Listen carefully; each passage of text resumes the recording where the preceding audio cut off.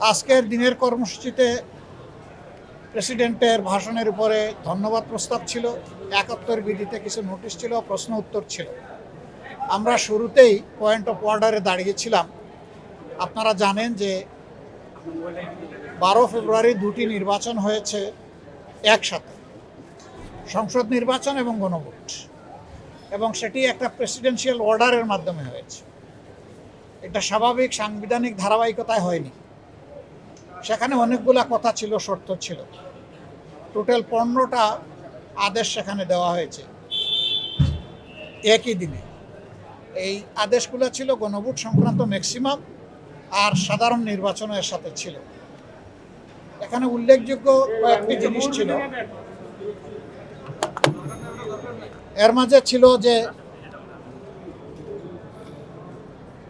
Parliament নির্বাচন গণভোট অনুষ্ঠিত হওয়ার অব্যবহিত পরে স্বল্পতম সময়ের ভিতরে অধিবেশন আহ্বান করার জন্য প্রধানমন্ত্রী লিখিতভাবে প্রেসিডেন্টকে আহ্বান জানাবেন। তো তাই করেছেন, কিন্তু তিনি একটা করেছেন আর একটা করেন। এটা আমাদের কাছে মনে হয়েছে। ফলে শুধু জাতীয় সংসদের অধিবেশন ডাকা হয়েছে, কিন্তু সংস্কার পরিষদের অধিবেশন ডাকা হয়। প্রথম দিন যেহেতু সময় কম ছিল, এবং আপনারা জানেন যে একটা ইস্যুতে আমরা ওয়াকআউটও করেছিলাম, আমরা সেখানে কথা তুলেছিলাম, কিন্তু সেই কথাটা আমলে নেওয়া হয়নি। আজকে অধিবেশনের শুরুতেই পয়েন্ট অফ অর্ডারে দাঁড়িয়ে আমরা এই ব্যাপারে কথা বলার চেষ্টা করেছি। তখন মাননীয় স্পিকার 1 ঘন্টা পরে আমাদেরকে স্লট দিয়েছিলেন। আমরা 13 নভেম্বর গত বছর জারি করা এই আদেশ আমরা পুরোটাই সেখানে পড়ে শুনিয়েছি, এবং আমরা বলেছি যে আজকে শেষ দিন, পঞ্জিকা দিবস, এর সমাধান আমরা চাই। আমরা শপথ নিয়েছি, আমাদের শপথের কি হবে?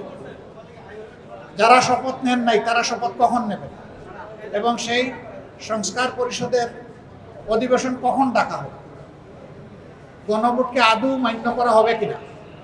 70% জনগণ সংস্কারের পক্ষে গণভোটে রায় দিয়েছে।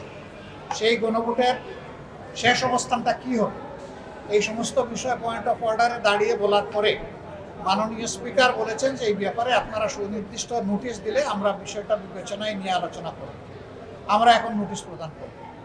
আমরা নোটিশ করে সংসদের ভিতরেই এর সমাধান আমরা করতে চাই, কিন্তু কোনো কারণে যদি সংসদের ভিতরে আমরা এর জনগণের এই প্রত্যাশা বা আকাঙ্ক্ষার বাস্তবায়ন না পাই, তখন স্বাভাবিকভাবেই আমাদেরকে রাজপথে তখন আন্দোলনে যাই। কিন্তু আমরা ওইটা চাই নাই।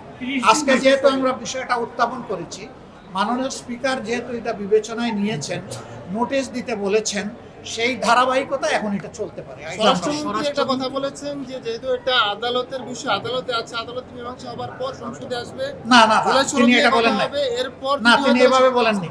তিনি বলেছেন এই ব্যাপারে শুনেছি আদালতেও আশ্রয় নেওয়া হয়েছে, আমি সঠিক জানি না সেইটা কোন কি হবে না হবে। তিনি এই ব্যাপারে ক্লিয়ার কিছু বলেন। আমি কার্য উপদেষ্টা কমিটির বৈঠকে বিষয়টি নিয়ে আলোচনা করার কথা বলা হয়েছে, আহ্বান জানিয়েছেন আপনাকে যে আমরা এটা কার্য উপদেষ্টা কমিটির বৈঠকের সাবজেক্ট মনে করি না।